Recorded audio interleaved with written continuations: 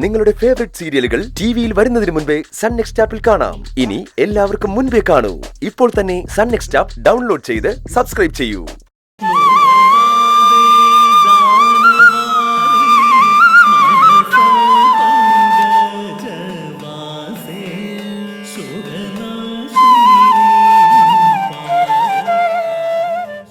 ഈശ്വര, എൻ്റെ മക്കളെല്ലാവരും സന്തോഷത്തോടെയും സമാധാനത്തോടെയും ജീവിക്കണേ. അത് കാണാനുള്ള ഭാഗ്യം ഈ ജന്മത്തിൽ എനിക്കുണ്ടാകൂ. ഒരു തരത്തിലല്ലെങ്കിൽ മറ്റൊരു തരത്തിൽ ഓരോരുത്തർക്കും ഇപ്പോൾ ഓരോരോ പ്രശ്നങ്ങളല്ലേ. എന്നാ ഇതിനൊക്കെ ഒരു പരിഹാരം ഉണ്ടാവുക. എനിക്കോ എൻ്റെ മക്കൾക്കോ അതിമോഹങ്ങളോ ഒന്നുമില്ല. രോഗദാരിദ്ര്യ ദുഃഖങ്ങളില്ലാതെ അഭിമാനക്ഷതമില്ലാത്തൊരു ജീവിതം മാത്രം തന്നാ മതി. താണ് കീണ് പ്രാർത്ഥിക്കുക ഭഗവതി, എൻ്റെ മക്കളെ കാത്തോളണേ.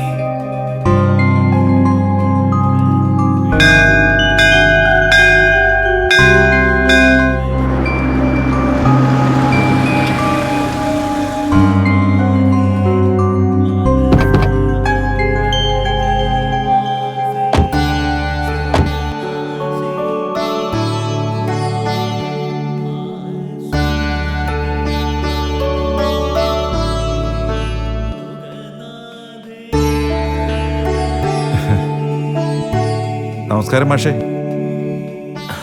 നമസ്കാരം. സുഖമായിരിക്കുന്നോ? മാഷ് പഞ്ചരത്നത്തിലേക്ക് തിരിച്ചു പോയില്ലായിരുന്നോ?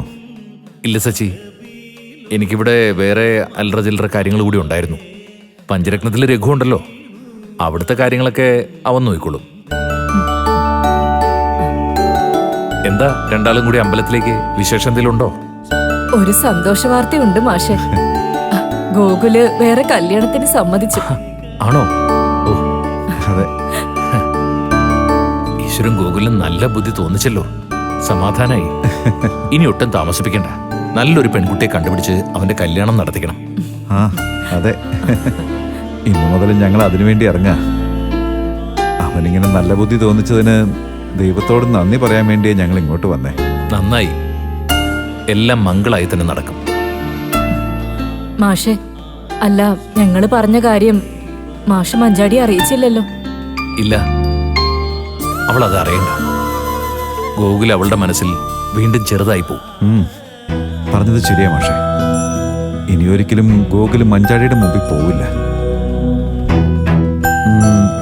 അല്ല, അവളുടെ ആ ഫ്രണ്ടിനെ പറ്റി മാഷ് അന്വേഷിച്ചായിരുന്നോ? ഒരു പയ്യന്റെ ബൈക്കിലാ ഇന്നലെ അവള് കോളേജിൽ നിന്ന് വന്നത്. ചോദിച്ചപ്പോ കോളേജിലെ ഒരു ഫ്രണ്ടാണെന്ന് പറഞ്ഞു. ഹെൽമറ്റ് വെച്ചതുകൊണ്ട് എനിക്ക് അയാളുടെ മുഖം കാണാൻ കഴിഞ്ഞില്ല. മഞ്ചാടിയുടെ പെരുമാറ്റത്തിൽ നിന്ന് അവൾക്കൊന്നും ഒളിക്കാനില്ലെന്ന് തോന്നിയതുകൊണ്ട് ഞാൻ കൂടുതലായിട്ടൊന്നും ചോദിച്ചുമില്ല. നോക്കാം. ആ, മാഷൊന്ന് ശ്രദ്ധിച്ചിരുന്നാ മതി. വേറെ കുഴപ്പമൊന്നും ഉണ്ടാവില്ല. അവള് പഠിപ്പും വിവരമൊക്കെ ഉള്ള കുട്ടിയല്ലേ. എന്നാ പിന്നെ നിങ്ങൾ അമ്പലത്തിനകത്തേക്ക് വെക്കൂ. പ്രാർത്ഥന നടക്കട്ടെ. ശരി ശരി മാഷേ.